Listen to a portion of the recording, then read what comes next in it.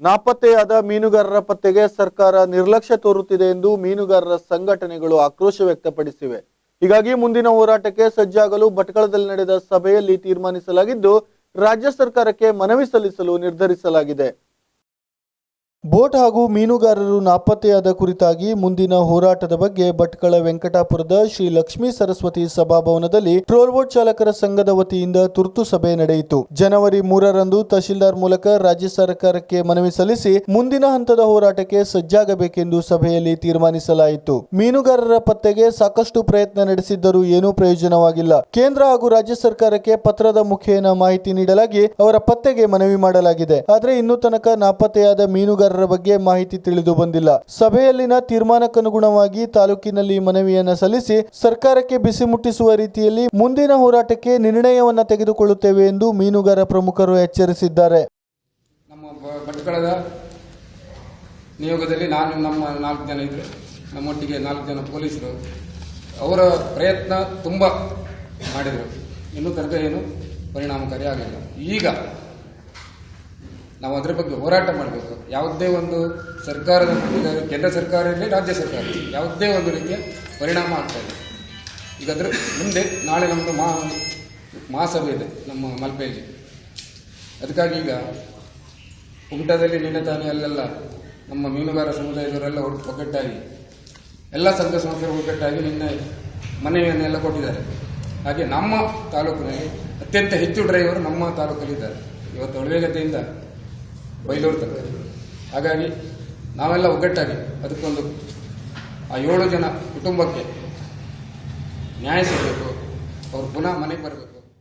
Persian boat union ಪ್ರಮುಖರಾದ ಶಂಕರ್ ಹೆಬಳೆ ಮಾತನಾಡಿ, ನಾಪತ್ತೆಯಾದವರ ಪತ್ತೆಗೆ ಎಲ್ಲಾ ಮಟ್ಟದಲ್ಲಿಯೂ ಪ್ರಯತ್ನ ನಡೆಯುತ್ತಿದೆ. ನಾಪತ್ತೆಯಾದವರಲ್ಲಿ ಉಡುಪಿ ಮಲ್ಪೆ ಭಾಗದ ಮೀನುಗಾರರು ಸಹ ಇದ್ದು, ಅಲ್ಲಿನ ಮೀನುಗಾರರು ಸರ್ಕಾರಕ್ಕೆ ಬಿಸಿ ಮುಟ್ಟಿಸಲು ಹೋರಾಟದ ಹಾದಿಯನ್ನು ಅನುಸರಿಸಲು ಸಜ್ಜಾಗಿದ್ದಾರೆ. ಅವರ ರೀತಿಯಲ್ಲಿಯೇ ತಾಲೂಕಿನಲ್ಲಿಯೂ ಸಹ ಉಗ್ರ ಹೋರಾಟಕ್ಕೆ ಮೀನುಗಾರರು ಅಣಿಯಾಗಬೇಕು ಎಂದರು.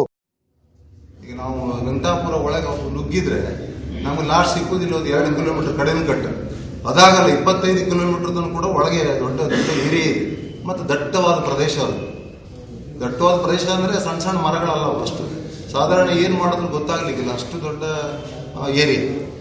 ನಾವು 1 ಲಕ್ಷ ಹಂಚಿ ತಗೊಂಡು ಹೋದಾಗ ಒಂದು 20,000 30,000 ಒಂದೊಂದು ನೀವು ಏರಿಯಾ ಹೇಳಿದ್ರೆ ಬೆಂಗಳೂರ್ಲ ಜೈತಾಪುರ್ ಹಾಗೆ ಅಲ್ಲೆಲ್ಲ ನಾವು ಒಂದು 20,000 10,000 ಯಾರಿಗೆ ಡಿಮಾಂಡ್ ಉಂಟು ಇಳಿಸ್ಕೊಂಡು ಹೋಗ್ತಾ ಇದ್ವು ಅವರು. ಸೊ ಅಂಥ ಒಂದು ಕ್ರಿಟಿಕಲ್ ಏರಿಯಾ ಅದು ಸಾಧಾರಣ ಗೊತ್ತಾಗುತ್ತಿತ್ತು. ಆದರೆ ಇದು ನಮ್ಮ ಇತಿಹಾಸದಲ್ಲಿ ನಾವು ಹೇಳಿದ್ರೆ ಇತಿಹಾಸದಲ್ಲಿ ಫಸ್ಟ್ ಟೈಮ್ ಏನಾದರೂ ಈಗ ಸ್ಟೀಮರ್ಗೆ ಡ್ಯಾಶ್ ಆಯಿತು, ಅವರೇ ಆ್ಯಕ್ಚುಲಿ ಆ್ಯಸ್ ಎ ಕಾನೂನು ಪ್ರಕಾರ ಯಾವುದೇ ಒಂದು ಸ್ಟೀಮರಿಗಾದರೂ ಕೂಡ ಅವ್ರು ಏನೇ ಆದರೂ ಕೂಡ ಇನ್ಫಾರ್ಮೇಷನ್ ಮಾಡಬೇಕಂತಿದೆ, ಅವ್ರು ಮಾಡೇ ಮಾಡ್ತಾರೆ. ಯಾಕಂದರೆ ಕಳೆದ ಮಳೆಗಾಲದಲ್ಲಿ 7 ಜನ ನಮ್ಮಲ್ಲಿ ಆ ದೋಣಿ ಮಳೆಗಾಲದಲ್ಲಿ ಮುಳುಗಿದಾಗ ಕೋಸ್ಟಲ್ ಗಾರ್ಡನ್ ಕೂಡ ನಮ್ಗೆ ಹೇಳಿದೆ ಎಂಥ ಸಂದರ್ಭ ಬಂದರೂ ನಾವಿದ್ದೇವೆ. ಇದೇ ಸಂದರ್ಭದಲ್ಲಿ ಮೀನುಗಾರ ಪ್ರಮುಖ ಯಾದವ್ ಮೊಗೇರ್ ಮಾತನಾಡಿ, ಮೀನುಗಾರರ ಒಳಿತಿಗಾಗಿ ಕಟ್ಟಿಕೊಂಡ ಸಂಘದ ಅಖಿಲ ಕರ್ನಾಟಕ ಕ್ರಿಯಾ ಸಮಿತಿ ನಾಪತ್ತೆಯಾದ ಮೀನುಗಾರರ ಪತ್ತೆಗೆ ಯಾವುದೇ ಪ್ರಯತ್ನವನ್ನ ಮಾಡುತ್ತಿಲ್ಲವಾಗಿದೆ. ಮೀನುಗಾರರ ಅಭಿವೃದ್ಧಿ ರಕ್ಷಣೆಗೆ ಕ್ರಿಯಾ ಸಮಿತಿ ಕಾರ್ಯ ಶೂನ್ಯ ಎಂದು ಆಕ್ರೋಶ ವ್ಯಕ್ತಪಡಿಸಿದ ಅವರು, ಜನವರಿ 3ರಂದು ತಹಶೀಲ್ದಾರ್ ಮೂಲಕ ರಾಜ್ಯ ಸರ್ಕಾರಕ್ಕೆ ತಾಲೂಕಿನ ಮೀನುಗಾರರ ಸಂಘದ ಮೂಲಕ ಮನವಿಯನ್ನು ಸಲ್ಲಿಸಲಾಗುವುದು ಎಂದರು. 17 ದಿವಸದಿಂದ ನಮ್ಮದು 7 ಜನ ಮೀನುಗಾರರು ಕಣ್ಮರೆಯಾಗಿ ಇನ್ನೂ ಪತ್ತೆಯಾಗದ ಸ್ಥಿತಿಯಲ್ಲಿದೆ. ಇದರಿಂದ ನಾವು ರಾಜ್ಯ ಸರ್ಕಾರಕ್ಕೂ ಕೇಂದ್ರ ಸರ್ಕಾರಕ್ಕೂ ಎಲ್ಲ ಇದರಲ್ಲಿ ಮನವಿಯನ್ನು ಮಾಡಿದ್ದೇವೆ, ಏನೂ ಪ್ರಯೋಜನ ಆಗಲಿಲ್ಲ. ಆದ ಕಾರಣ ಇವತ್ತು ನಾವು ಇಲ್ಲಿ ಭಟ್ಕಳ ತಾಲೂಕು ಸಮಸ್ತ ಮೀನುಗಾರರು ಸೇರಿ ಏನು ತೀರ್ಮಾನ ತಗೊಂಡಿದೆ ಅಂತೇಳಿ ಹೇಳಿದರೆ, ನಾಳೆ ಮಲ್ಪೆಯಲ್ಲಿ ನಮ್ಮ ಮಾತೃ ಸಂಸ್ಥೆಯಿಂದ ಸಭೆ ಇದೆ, ಮಹಾಸಭೆ ಇದೆ.